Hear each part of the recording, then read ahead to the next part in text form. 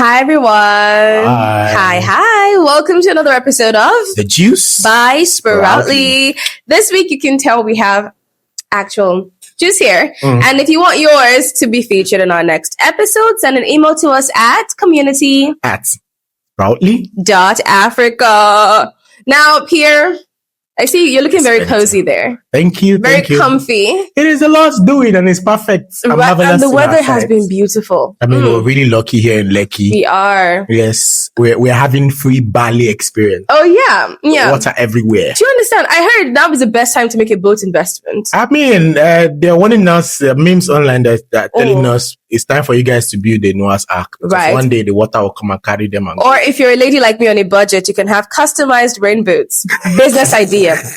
No, it's a real thing. You can slay and, just have like pink, yellow, some Barbie dolls to design the boots. This is a very good business idea. Right. I might actually go into it. In Lagos, never run out of business. So, Pierre. Yes. The week has been amazing. If your week had a job title based on your experience so far, what would it be? I think I'll call it a translator. Why? International translator. Okay. The week has been chilled. I mean, the translators working for organizations, they're only called when they're needed. And that tells you the kind of process you'll be able to keep in my day job as the CEO of Sproutly. Right? So been a really good week so far. I think your department have been the one that has bothered me a lot. Oh, thank you. I feel so flattered. It's a good thing when the CEO says your department has been very loud, It means you're doing something right. I mean, let's give them their flowers. Let's give them their flowers. I see. But thank God I brought a flower for you before. In my color. Thank you so much. Yeah. Now, speaking of weeks and jobs and, just working experiences so far here, on a scale of 1 to 10, how much do you like your current job? Okay. It depends on the day of the week you ask me that question. Okay. There are days, there are days, I think it's not just even about the week, the time of the day. There are days where it gets very chaotic and I'll be like, God, I should have just gotten a 95. Right. And then there are days where achievements will happen and you'll be so proud. For instance, last week, remember we talked about Sproutly launching its payroll service on Friday. That's meant to be on Friday. Yes, it was supposed to be on Friday. Week. But something happened. And I think the head of products just said, you know what, hold my boots. And she just declared that this product is live. Are you serious? And I was so proud. I had to jump. I had to call an emergency meeting of the engineering and product team. I just was telling them how grateful and glad. So in terms of the week and rating weeks like that, like this week, that's why I'm glowing, by the way. Oh, yeah. You can see that CEO money showing. This one is courtesy of products and engineering departments. Yeah, but it's been a really, really cozy, good week. Good for the weather. Yeah. Okay, well, you know what? We'll shelve that payroll conversation. We'll come back to it at the end. Okay. There's something I want to talk about. Lovely stuff, by the way. So, Pierre, speaking about jobs again, last week we talked about teachers and just I hate my job being the theme of the month and just the entire experience around like educators and stuff. Now, this week, we are going to be talking about something really lovely. Okay. You're talking about, what's the word? I hate my job, but more in an adult perspective. So how did we end up here? Right? Journey so far, career-wise. So Pierre, you wanted to be something when you were younger. I wanted to be something when I was younger. A bunch of some things, actually. From the pilot to... I wanted to be an astronaut. I feel like everybody... I think out of my siblings, my immediate younger brother was the only one that had a semi-realistic dream. He always said he wanted to be a police officer. For the reason... I do not know. You know what? Yes. My brother, same. For when we're younger, in our career day, he dressed up in my dad's uniform to go to school. And he had like almost legit... Was your dad in the military? Yeah, he was in the force. What's that what they used to say? God bless... No. You need the high five. You need the high five. Thank you so much. You tell me. I mean... We shouldn't offend you. Anyway, when you ask the question, right, it's about what we thought about. I think for me, I don't know about other people, that career standpoint had changed about 4 times. At first, I wanted to be a medical doctor. Then I wanted to be a lawyer. Oh, lawyer. Then that's a very good one. I think I wanted to be a politician. That's you know what? With the way the country is, very valid ambition.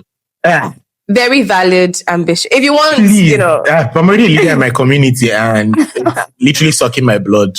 So I can't even imagine. I think it's a really big job when it comes to leadership. It goes beyond what we physically see. And it's because I've been there in a very small scale, in different capacities to be able to understand that. But okay. So now speaking about like jobs and stuff, did you actually become the person that you were thinking of as a child? Life happens to everybody. That's life. It's only in America. Now you actually say you want to do something. Because so what did you want to be and like what are you doing now? Give context to the audience. Okay. When I got into university, I mean, it wasn't the course that I wanted. But imagine 3 million people during my time writing JAMB and trying to get into school that can only take about maybe 50,000 people nationwide. You have a very slim chance. So whatever you get, you take. So at first I was giving microbiology. Okay. What did you want? No, let's not talk about it. I'm ashamed to talk about it. Is it what you wanted? Oh no, Benita, you didn't get this on anatomy. Because sometimes I'm thinking, what was I? So let me just say it. Anatomy. Oh, that is actually... I would have ended up working in the bank.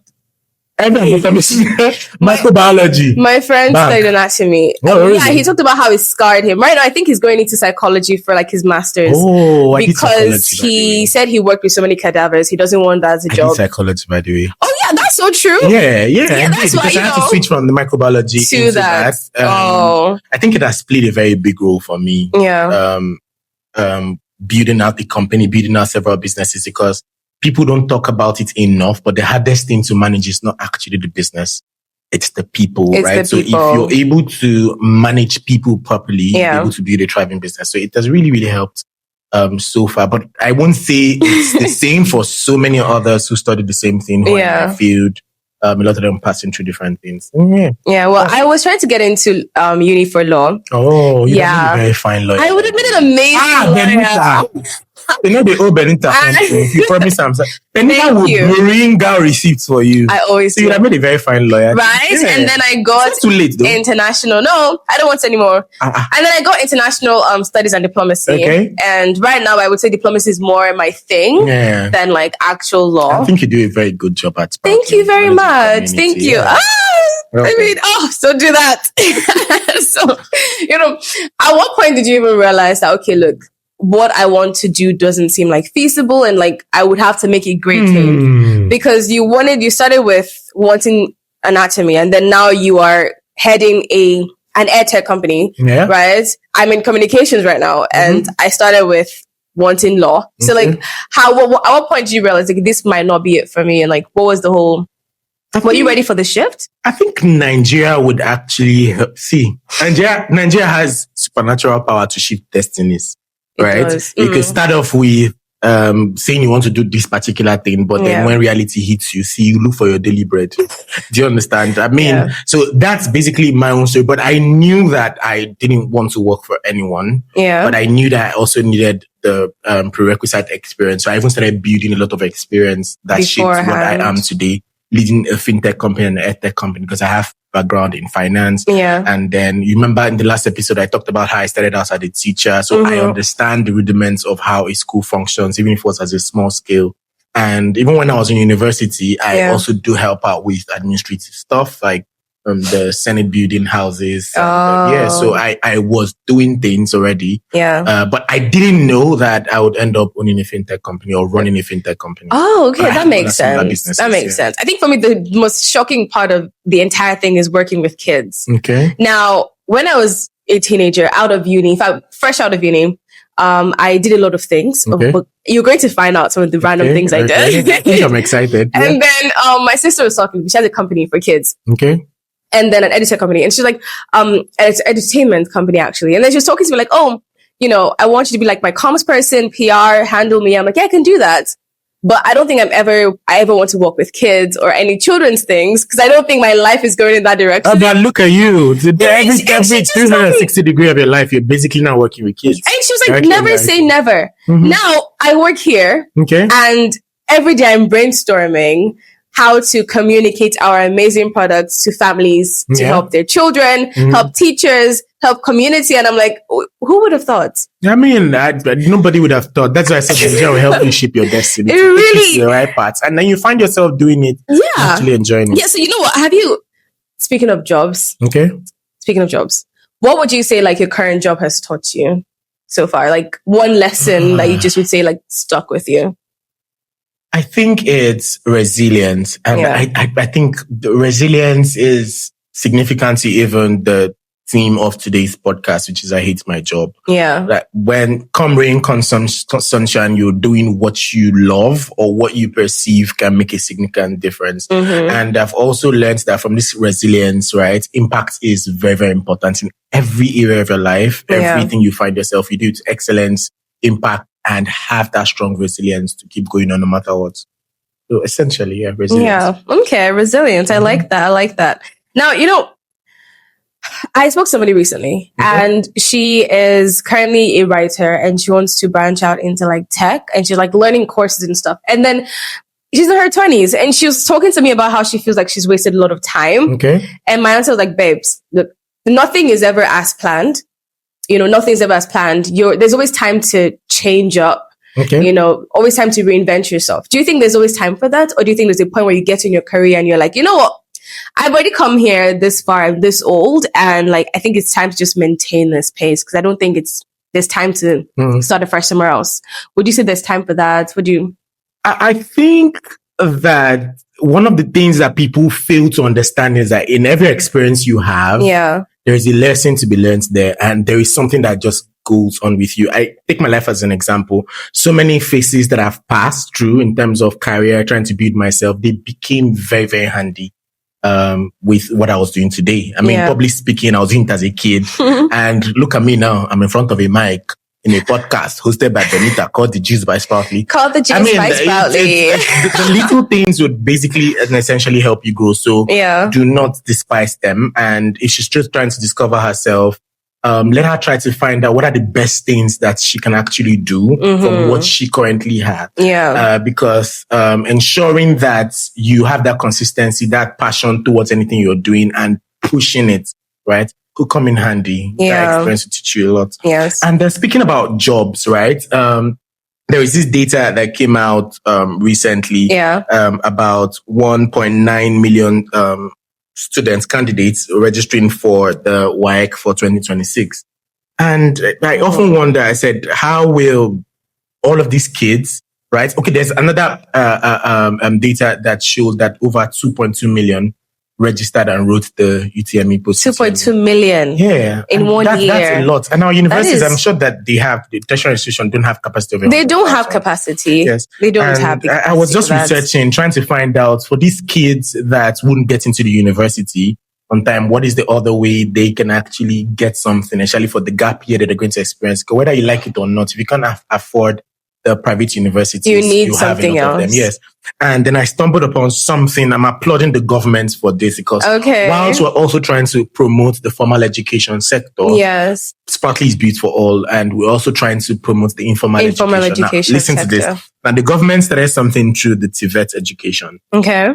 And what's interesting about it is that just the same way you have certificates from university, diploma from high schools, you can now earn certificates in learning like informal skills. Oh yeah. So you can like apply to be a tailor, hairdressing. I think the very nice one that I really like that was solar installation. Solar installation. Yeah, I mean, the whole world is turning into a green economy. Oh yeah. So for most of these kids that won't, I mean, there'll be probably 1.8 million kids who will make it into university this year, next year. It's a sad reality. Yeah, I think they should all go to the website. It is TVET, education.gov.ng. Let them register. Let them get their certification. See, I had a hand skill. I do as well. It helped me when I was in university. I would even encourage the ones that are trying to get into university. They should flood it. Go and get a certificate. You have to. Gone are the days where we would have people with skills that don't have a proper certification to back it up. So you can be proud of something. Don't even say that, it's not a glamorous thing. You can make money with anything. I made money. I had girls that like beads. When I was younger, beads were like trendy. I learned how to make it's coming back. Yeah. It's coming back. I learned how to make beaded work. I was selling the beaded bags, beaded items. It became saturated because every girl knew how to make it. So it was like they're no longer needing to buy. I started selling the beads itself, the ropes to make it. So if you cannot, you need to learn a skill. That's quite entrepreneurial. Yeah. If the market is getting oversaturated, you need to give them what they need. If you learned hairdressing and then everybody's learning it, start selling attachments. Woo! I like this point of view. This is a very interesting point of view. People are selling attachments. Start selling the chairs, the stools, the plastics to do things. Especially if you've had the experience already. You know what is needed. You need to learn the skill to be able to properly take over the market. And it doesn't have to, you don't have to do your handwork yourself. Get a space, rent out the space people doing the job, and you also make your money. There's money everywhere in Lagos and in the country, and if you can make the most of it, make the most of your experience, it's really good. And then having a certification gives you a certain kind of authority and aura to even talk people into doing that. I mean, Benita, one of the things that I like about it is it's going to curb a lot of quack, because when you say have the quack doctor, quack teachers, you also have really quack artisans. They braid your hair is falling out. They will cut your hair and cut half of your generation away from the hair. This place will shift this side. Or they do your plumbing and then it's leaking. I mean, when I read about it, what the government is trying to do is to say, see, hey, same way that we are trying to regularize the formal education, right? We also want to do that with artisans, ensure that we're bringing out people who actually went through the education. Yes. Although it's going to, maybe in another episode, we'll talk about it, of how it could affect the whole organ madam relationship, right? But this is really essential and it's really applaudable. So please remember to go to tvet.education.gov.ng. Yes. Sign up. You only need NIN and BVN. Really? Yes. Just your NIN and your BVN. You don't need secondary school certification. So just by being Nigerian, you can apply. Yes. That's all you need. Okay. So don't dilly-dally. Yep. Run to this. Now, this is my favorite part of the entire episode. Maybe my favorite part. Pierre's looking at me. We have a lot of more fun things to come, maybe. But we have the great debate work edition. This is going to be a new section, a new segment where we kind of go back and forth and then just talk about the concept is I read a question and then you either agree or you disagree. And I'll do the same. And then after we've both given our reasons why, very briefly, because it's a rapid fire session, then we kind of look at what other people are saying. Are they agreeing or are they disagreeing? What are you guys talking about? What do you think? And that's what the entire, section is about. I think I'm game. All right. Number 1, you don't have to love your job to live a fulfilling life. Do you agree or disagree? Can I be on the fence? The rules, I can't be on the fence. Either agree or disagree. In 3, 2, 1, agree. No, we have to say it at the same time. I disagree. Why is that? I mean, there are people, take the politicians, for instance. I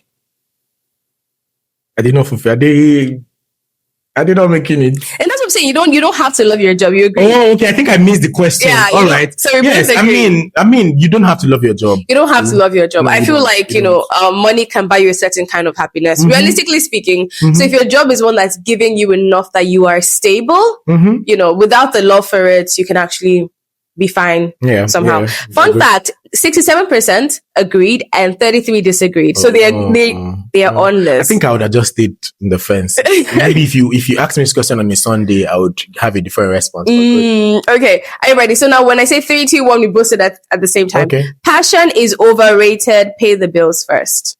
3, 2, 1, disagree. Why do you disagree? Passion will keep you alive, my sister. It would. When that money is not coming, you let you hold on to God and my passion. Yes. God and my passion. I'm a living witness. Well, for me, I would about say, everything you do. Yes, passion is very much rated, but I would say pay the bills first. Right? I would say money. Okay. Money can give you a certain kind of passion, a certain kind of drive. Right? I'm going to be honest. I would say do the job, get paid, and then fund your passion. Is what I believe. Cause, I'm a young person in this current economy. I was speaking from a side. All right, number 3. People should switch careers more often. 3, 2, 1, disagree. Agree. Why? Life is too short. See, just enjoy. See, the other day I just remember that there are people whose career is fishery. Oh. I have done at least 8 different things in the last 10 years. And guess what? At the end of the day, everything is connected. Yeah. See, experience is experience. And I'll tell you for free. And it keeps things alive for you, right? Because human beings are known to have very short memory, short attention span over something. Especially if you get to the point where you've achieved so much, there's no point in overachieving. Just switch to something else. Make life rosy. That makes sense. That makes a lot of sense. Okay, for me, the reason I disagree is because I feel like it's great to switch career paths, but then every time you switch to an entirely new career path, you are not starting at the top. You know, it takes you a step backwards. And the fun is in the going. The fun is in the going for some, but I'm the kind of person that I feel if you're doing it, be the best you can be at it. And some things would take time. And why can't you be the best when you are growing or work from the bottom? That's the thing. How do you know you are the best if you don't start from the bottom and you are growing? Yeah, but as you imagine, you've gone here and then you switch here, and every time you switch to a new career, you're the best at that other one. So this is a new adventure. It's a new adventure. It's a new journey. I think it's a personal thing for me. I think if you're switching often, it has to be something similar to what you did before in a way, because like I said, everything's connected. Fair. And you cannot be a writer and then you're going into tech and IT. You can go into tech and IT. There's copywriting in tech and IT now. Okay, I mean, like in the coding part of things. That everything is connected. So you can even go there and start from the bottom barrel, and then you work your way up, and that's the exciting. And then work your way up takes time. That is why you see on LinkedIn a lot of them will put BSc, MSc, PhD. This one ACA. It's that those are different journey and different groups, different set of experience. I think majorly the point is like have it be either connected or just something that you're really passionate about. Because without that, you're not going anywhere. You just keep being mid. So number 4, it is okay to quit a job without another one lined up. 3, 2, 1. Agree for sure. I mean, if you don't like something, I hope I'm not contradicting what I say. I think if you don't like something, you don't like something. Yes. If it's making you depressed, especially when it starts affecting you mentally, I think it's just okay to just pause, take a breather, and try to recalibrate yourself. But you have to be sure that as you're trying to reconnect your senses, you have something holding your stomach, because you cannot go in hungry. Go hungry. Yes. The job market is rough. It is rough. So at least have some savings saved up, so that you don't starve in this economy. Now, your university degree does not determine your career success. 3, 2, 1. Heavily agree. I see. Heavily agree. I am on this. Heavily agree. See, I need to even come back to the thing I said earlier about the whole TVET. Everybody go and learn a skill. See, there are many biochemists there, microbiologists there, that are big time influencers, so they're doing one cool thing or the other. They're very big time hairdressers. It doesn't, but education is very important because why? There is this mindset shift that it would give you when you decide to say, okay, I am shifting from education, right, from what I studied in school to something else, and you're making it that, and that's just as long as you have enough to communicate properly, enough to think, and just be able to handle complex thinking. Yeah, exactly. So now, next question: work-life balance is more important than a high salary. Please, give me 3, 2, 1. Disagree. A little. Wait. A little. Can you repeat this question again? Work-life balance is more important than a high salary. Disagree. Because why? Give me money. Exactly. Because I feel like if you give me money, my life the work life will balance. If I make enough, when I make enough money, I have the ability to retire early. When I retire early, I have a life balance. There's no work in the mix. See, with technology, I mean, with people, there's a lot of human power that could do things for you. Once you have enough money, you can just... we need to be paid enough. I'm even speaking for myself. Let management be hearing it. Management, are you hearing it? I need more money. I do need more money, sir. Yes, please. Yes. Yeah, I'm saying it for the CEO to hear. Okay. Very easy. Your 20s are for figuring things out. 3, 2, 1. Agree. I agree. But you can't.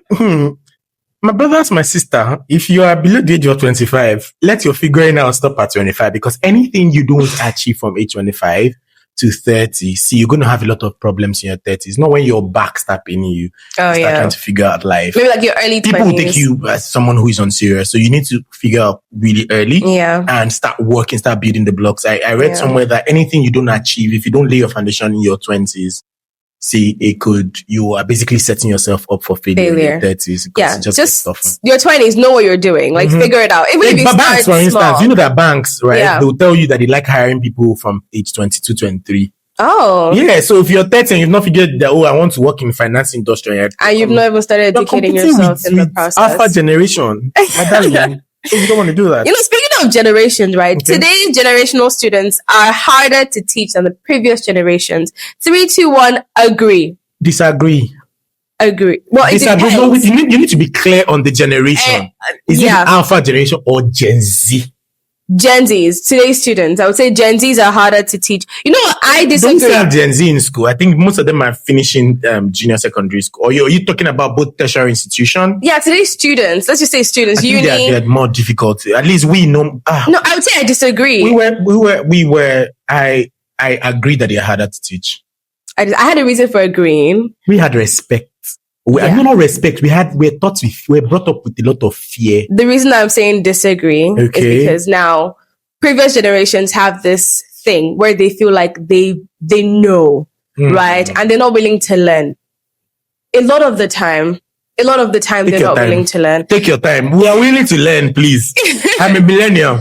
Are you a millennial? No, millennials are easy to talk to. But I mean, like, older generations. No, why do you think they call them the quiet generation? I mean, what did they call them then? The boomers and our grandparents are the quiet ones. I mean, they were not saying anything, say nothing. Generation. I don't even know. And I think our parents are like the baby boomers. Yeah, I don't... Baby boomers, they had really good education, actually. Yeah, but in terms of everything else, they're hard to communicate with because a lot of them were trained to not exactly speak up. So hearing the younger generation speaking up sounds like defiance a lot of the time. Like, why are you arguing? You're talking back. You're stubborn. And it's like, no, we just want to communicate with you a lot of the time. Our parent generation. I think this assertion is actually wrong because during the time of Martin Luther King, time Nigeria was trying to get its independence, we have these people who actually spoke up and fought for the entire country. So I think that because they were doing a lot of speaking up, when it now got to the millennials, they were telling us to either shut up. Then the Gen Z said, lie, we're not going to shut up. Everybody is loud. Yeah. Yeah, okay. Now, but then we say student. Okay. Yeah. And let's just make it a generational conversation. This should be a topic on its own. On its own. Gen Zs on air, right? The pod. We could have that, yeah. Now, networking matters more than qualifications. I agree. Heavily, capital letter. Heavily. Especially in this country. See, but my career setting out really taught me a lot of things because most of the network that I've been able to build over the years have come in handy one way or the other. Yeah. I mean, one of the members in our crew, right? I knew him way before now, right? He did so many awesome jobs for my business and made sure that I kept that networking going. Yeah. And he was introduced to me by someone else. Else. And look at today, we're still more than 4 or 5 years into it. Yeah. People seem to underrate how powerful word of mouth is in terms of like business. Like when somebody refers to somebody else, there's a higher chance you get the job than like just going on your own. Yeah. It's really common. I think it's something that everybody knows now. Yes. Networking is really powerful. There, when we're growing up, they say, "Mom, my father is rich." See, the connection. It never goes out. People understand what connection means, and connection is not just for a social strata. Even if you are in the bottom of the food chain, do you understand? Build your network and connection because somebody will always know somebody. Yeah. And when you're building it, build it with good character because good character is worth everything. Its weight is more than the weight in gold. Yes. So have a good character, not just your network. And they can network positively or they can know you for a bad thing, right? True. Even before you enter the room, you've announced your presence, your bad discussed your matter. You understand? So you just need to understand. And then I would say have a great, like an inner circle. Because if you're someone starting from the bottom of the barrel, it might be hard to connect with those at the top of the food chain. So make connections with people that are just as determined and as driven as you are. Because when somebody leaves the hood, okay, somebody is leaving the hood. That's a fact. Yeah. If you make the right connections, you're not going to be there forever. And if somebody does it before you, you have someone to pull you up and then you pull the next and it's just a really lovely relationship. Yes. And now speaking of networking connections, most people hate their jobs. Do you agree? Yes. Yes. secretly hate their jobs. I agree. Yes. People can hate their job for different reasons. Yeah. Right? I mean, anybody who went to school to study medicine and you went through that grueling practice, Yeah. you went through series of having to read your book to make up all of this, and then you come out and what you're being paid can't even keep you alive in a month. I know the hard work seems like it's for nothing. The hardship, yes, it could lead you to hating your job. So that's one perspective. Yeah. But there are people who would do things out of greed, and then it becomes really frustrating because you don't have the talent or the passion or whatever it takes for to maintain. So, understandable. And then some people just don't even have the best working environments to help them either grow or even be comfortable enough to love their jobs. Now, can I ask you a question? Do you actually love what you do? Do I love what I do? Mm-hmm. I'm always smiling. I feel like if that is not telling, I don't know what it is. I do. But you know you are even. Do you love what you do? Smiling is different. I see something can be pinning me like this now, and I'll be smiling. Well, I would like to say on camera, I do love what I do. I love talking to people. I love connecting with an audience. I love talking about great things. And Sproutly is a great place that does great things. Speaking of great things that we do, speaking of great things that we do, if you know you're a teacher, she's about to sell. If you know you're a teacher and you go to school every day, you're writing on a chalkboard, a marker board, and if you know a teacher, or you own a school that has teachers, or you are a lesson teacher, or your mom is a teacher, anybody is teaching your somebody sister around you. You your should brother. Come and register for the Teachers Laptop Financing Program. Yes, please. Where we are enabling, supporting, facilitating 1 million Nigerian teachers to get 1 million laptops. Not just laptops, MTN Wi-Fi for free, device insurance for said laptop. And they're getting 180 gig worth of annual. 180 gig as a teacher that can last you for a whole year. Yeah. And you get health insurance support. I don't think, from our partners Access Manson, I don't think people even understand what that means. It means that never before, I mean, if you ask top 10 teachers, 9 in 10 of them, 9.5 in 10 of them don't have health insurance. They don't. Yeah, but that's Sproutly. Yes. We're going to, now with Sproutly, once you get the laptop, by the way, if you're approved, you get your laptop immediately. You can walk into the hospitals that have, that work with Access Manson. And, you're sick and they treat you and you don't pay a dime. You don't pay a dime. Please, Pierre, can you clock it? Clock it. Thank you very much. And that is what you get. Now, don't worry. If you're a parent watching this and you're like, I don't teach, I have kids. How can we help you love your job? We can help you love your job by making it so that your salary can afford to fend and feed your kids and your family. Pierre? And what Benita is talking about is the Cowrie Credit Program. The Cowrie Credit Program. It's an initiative by Sproutly, because at Sproutly, what we do is we are the financial backbone for education across Africa. And through payments data, understanding how you pay, your behavior, we're able to give parents access to credit to pay tuition. So imagine you are a doctor, a lawyer, even a tailor. Do you understand? Or a driver, you have the right to access credit on our platform, right? And you don't need so much. Your school just have to be collecting payments using the Sproutly Books, which is the software we built specifically to help schools issue invoices, auto-receiving, manage collection, reconciliation, access credit to, and manage their payroll services. But yeah, essentially that is what Sproutly is. Pierre is explaining. Daddies and mommies, when you join the Cowrie membership club, and you are approved, we help you split your child's school fees or children's school fees into months. Yes, please. Now, one term, we allow you split into separate months that you can pay either weekly. Up to 4 months, actually. Up to 4 months, and you pay weekly or monthly. So if you have 100,000 naira per term, you can pay 25K every month for 4 months. Just like your NEPA bills, really. And it comes out as a subscription plan. So like your NEPA bill, your Netflix, your Spotify, it is an automated payment that happens yes, please. During the time you have set it. That's not even all. Tell them about the co-signers.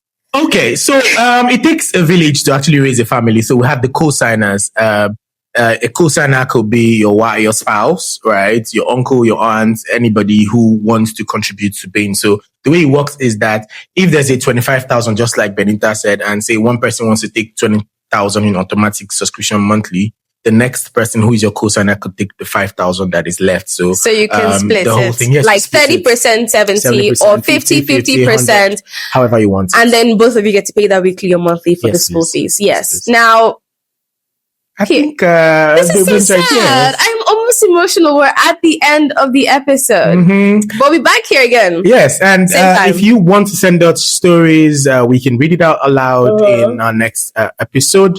You can send it to community@proudly.africa. Yes, if you want to send any questions, topic suggestions, if you want us to be sipping your juice, see, this is almost empty. Oh, yes. Let us know. But Benita, we need to ensure that one of these juice company, we're here. Right? Or if you're even someone that makes your own, indie, we support all businesses. Yes. And in our next episode, for participants who send in questions, we have a couple of freebies we'll be giving out. Freebies! Some branded meds from the juice. And with that, we say, see you next week again, Sunday by 7 p.m. every week on YouTube. Bye. Bye.